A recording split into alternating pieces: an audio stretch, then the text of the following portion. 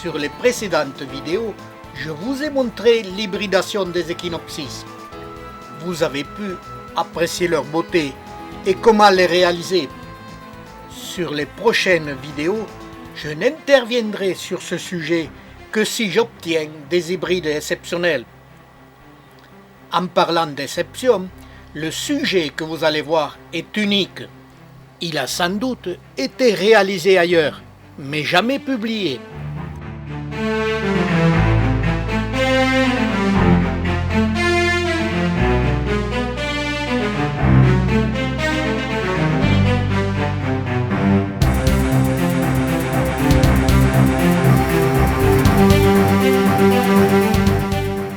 Ne pas rester dans le brouillard, hybrider des plantes. Même si le projet ne paraît pas évident, c'est aller de l'avant, maîtriser la technique et approfondir nos connaissances. Hybrider des molocactus entre eux, j'ai fait l'opération pour obtenir un hybride aux aiguilles longs et rouges et à épiderme bleu. Premier constat, avec l'intervention de l'homme, l'hybridation des molocactus entre eux est faisable. J'ai hybridé avec succès le Molocactus hypagnolicus avec le Molocactus azureus. Cette hybridation est facile, elle réussit presque à chaque intervention, comme ce fruit en témoigne. Il y a peu de graines, mais elles ont germé facilement. Je n'ai pas insisté dans cette voie, l'intérêt des résultats n'étant pas évident. La classification des molocactus étant déjà très complexe. L'opération étant réalisable, maîtrisant la technique, je mettais au point une méthode d'hybridation pour hybrider des molocactus avec d'autres espèces de cactacées. Il ne faut pas rêver, pas question d'hybrider des molocactus avec des Trichocereus. Les fleurs sont trop grandes. Comme je vous l'ai montré sur des films précédents, l'hybridation n'est possible qu'entre plantes aux fleurs aux dimensions à peu près identiques. Aucune publication n'étant faite dans ce domaine, je me mettais à la recherche de plantes aux petites fleurs dont l'hybridation avec les molocactus pouvait être réalisable. Avec comme raisonnement, les mammillaria prospèrent sur la même latitude que les molocactus, mais en secteur plus aride. L'évolution des espèces, selon Darwin, me faisait penser que ces deux genres pouvaient avoir de lointains descendants, ce qui faciliterait et provoquerait l'hybridation.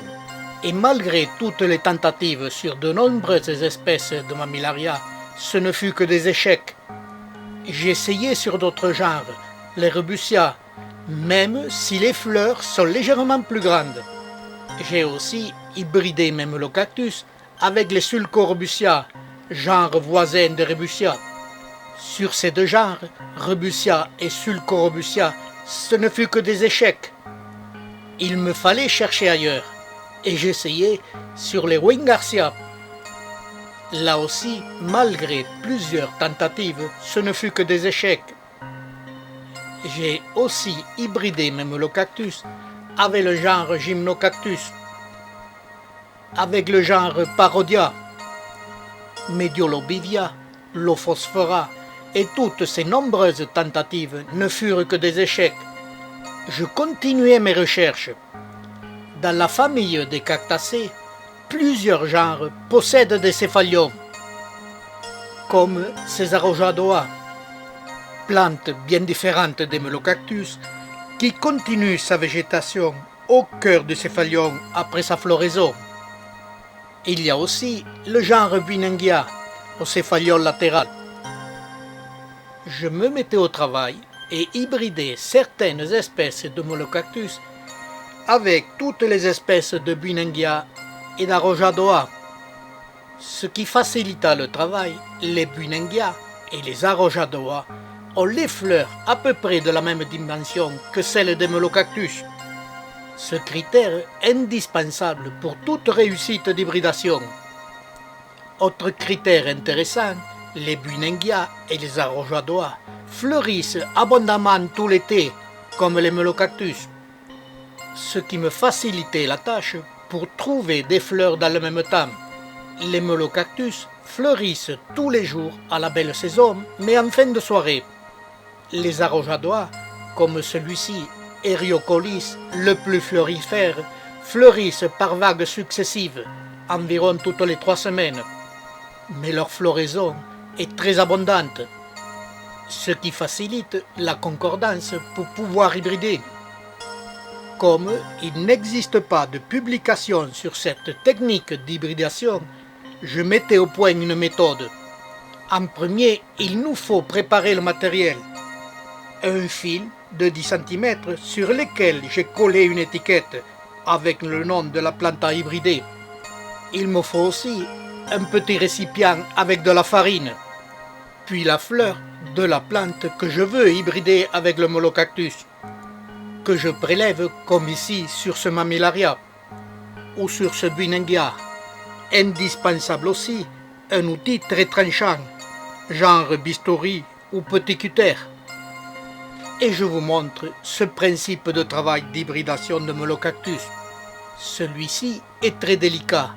Il s'effectue sur les boutons de fleurs de molocactus à une heure très précise, vers 16 ou 17 heures, suivant l'ensoleillement.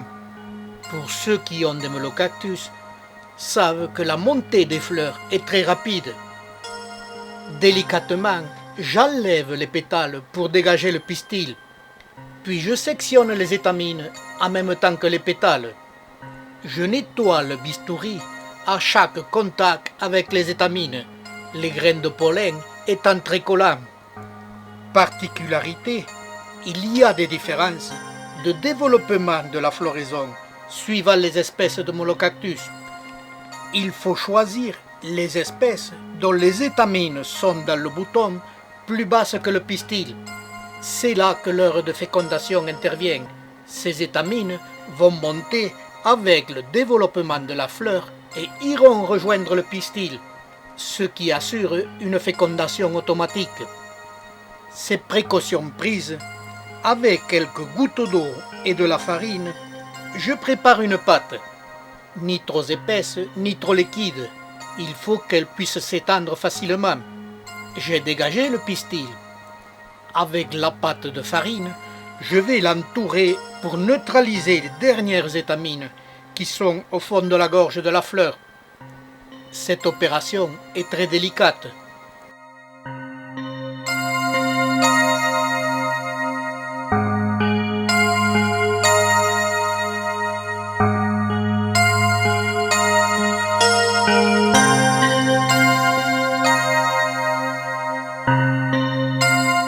Puis, j'emprisonne dans la pâte l'extrémité du fil sur lequel, à l'autre bout, il y a l'identification de la plante hybridée.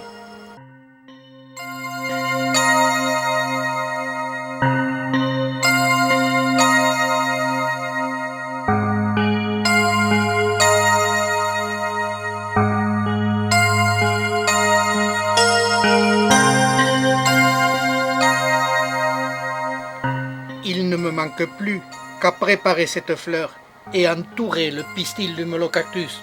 Avec le temps, ces fleurs vont sécher et forment une petite croûte dont la farine emprisonne le pistil et le fil d'identification.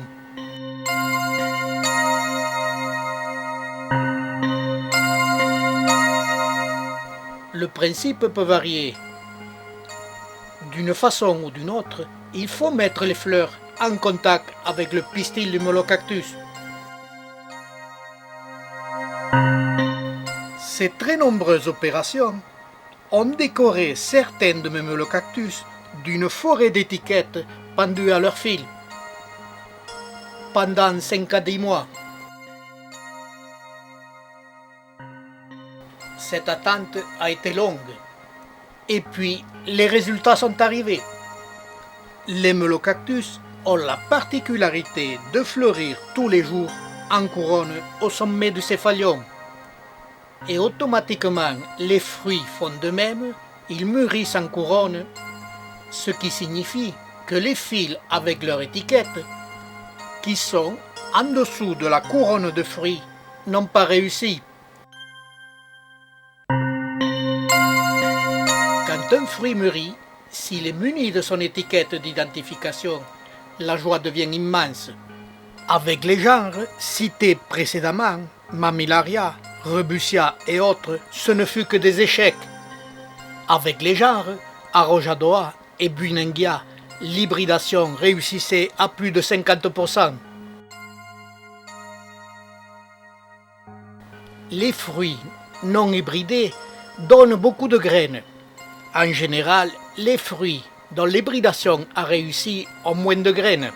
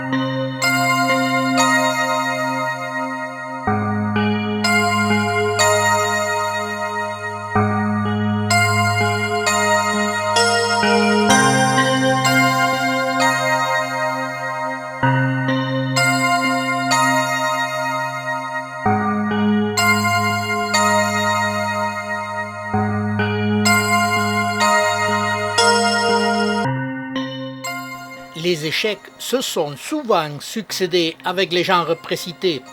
Parfois, il y avait de fausses joies. Les graines étaient marron et non fécondées. Le genre Melocactus a toujours les graines noires si elles sont bien fécondées.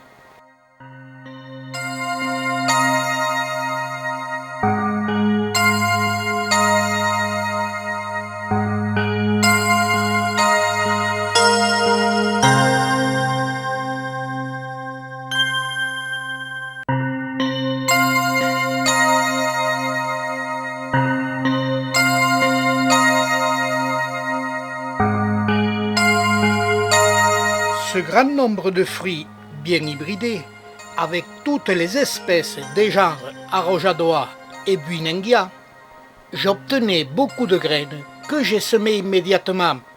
Avec ces semis, j'ai tout de suite eu la certitude que l'hybridation était réussie. Les jeunes semis de Melocactus sont sphériques, avec de tout petits cotylédons à peine marqués.